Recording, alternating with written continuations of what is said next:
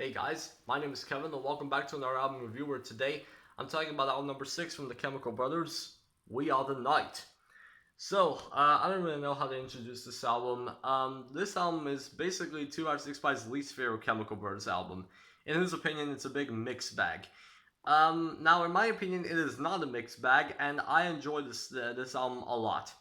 Now, here's the thing about these Chemical Brothers reviews. I have no idea how to make intros for them, alright? Usually I like say something about 256 Pi and then I instantly go into the track listing. So, I'm gonna do that just now. The first track on this album is No Path to Follow, which is just this eerie intro featuring Willie Mason's weird vocal line that repeats over and over. And then we get the real opener to this album, the title track, We Are the Night, which is this really fast-paced track. The intro is really cool with some sounds that were on the Sunshine Underground from Surrender, and this whole track is amazing. The intro, the build up of the intro really pays off really well. And of course, the vocal sample, We Are the Night Skies, We Are the Bright Eyes, is pretty cool as well. And then there's All Rights Reversed, featuring Klaxons and Lightspeed Champion. This track is like a more popular track that I don't really have much to say about, really. I just really like the hook. And now it stops, and now it's stopping. Pretty cool. And then I want to talk about the three instrumentals on here that are all really catchy and fun to listen to. Saturate is one of them. On track 4, Das Spiegel, which translates to The Mirror from German, is track 6, and Burst Generator is track 8. So these three tracks, Saturate and Das Spiegel, are really fun to listen to. They're not really catchy, but they're still fun to listen to. The build-ups and payoffs are pretty cool. But Burst Generator, my god, don't even get me started on Burst Generator. I freaking love this track. It is my favorite track on the album. It's like some kind of rock track, which has some really great guitars, and the build-ups and payoffs are so freaking amazing. I just love this track so much. It is definitely an underrated track. Go check it out if you haven't already.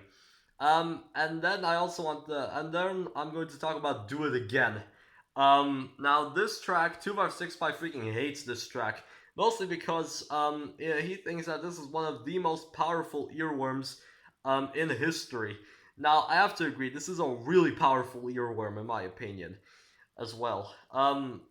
With a synth or guitar or bass, whatever it is, that repeats over and over and over and over and over.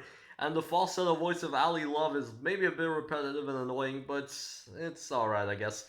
And also, not long ago, like a few months ago, Steve Aoki and Brazilian producer Alok, I think that's how you pronounce his name, they like remade the track "Do It Again," and it sounds really cool, which is a weird drop. But I'm getting sidetracked. I don't want to talk about Steve Aoki in the Chemical Brothers review, although I just did. Anyway, and also in the original version of the song, in the beginning, Ali Love raps a single funk electric. But that line I think got copyrighted or something. So on this version of the album, which has an alternate artwork, Ali Love raps, "Let's turn this thing electric." Actually, almost all versions of the track were released with Ali Love saying, "Let's turn this thing electric." And yeah, this track is pretty fun in my opinion, although 256 really doesn't like it. And then there's the Salmon dance. That's even more absurd than Do It Again. It's like some kindergarten style rap song featuring rapping by Fatlip about a dance which is like shaking your body like a salmon, of course. Has a really childish beat that's kind of hilarious.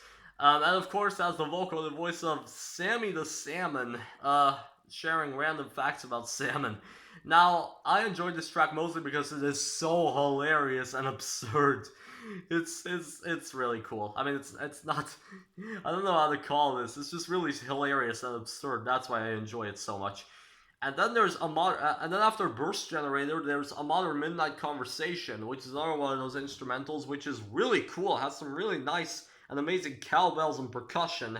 And yeah, this whole thing sounds really cool. The vocal samples are pretty great, pretty nice. And it gets really intense there near the end.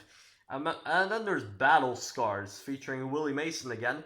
Now this track reprises the line from the intro track, "No Path to Follow." There's no path to follow, of course, and it takes it into this track as well. And this song sounds like it has a Western movie feel to it. It sounds pretty cool actually, and Willie Mason's vocals are pretty cool as well. And this track actually could have it sounds like something that Dire Straits could have done. Maybe something like "Love Over Gold" or something. But my favorite part of the track is after the 3 minute mark, where it turns into a way more where it has a like a where the song has like a way more danceable part, which is amazing, and it sounds like something that got left out of an album like Bonnie M's Bonununus. So that's cool.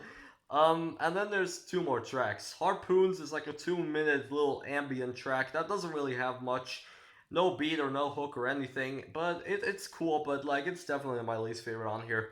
And finally, The Pills Won't Help You Now featuring Tim Smith of Midlake. The Chemicals are going for the big emotional ending again, and while Tim Smith's vocals are pretty catchy, they're pretty cool. The beat is also pretty nice, but it's not really one of my favorites on here. Um, and and once again, the ending might be a little bit, a bit abrupt, but I still think this is a good album to a good closer to a good album. So overall thoughts on We Are the Night. Well, I really enjoyed this thing. Maybe not all the way through. I mean, I still enjoyed all the way through, but like the last two tracks are just kind of they're good, but they're not really some of my favorites. And two of the instrumentals, Saturate and Das Spiegel, while they're fun, they're not catchy or anything. The Salmon dance is kind of weird, and All Rights Reverse is kind of like an okay track, which is still good.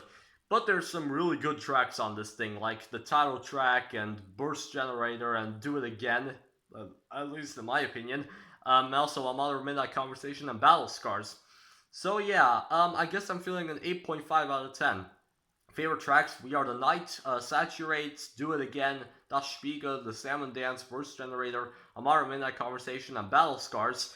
Least favorite track, easily Harpoons. But of course, that's just my opinion. You can feel free to disagree with it, and if you have any opinions, you can just leave them in the comments. But yeah, I guess that's it. That's all for today. See you next time.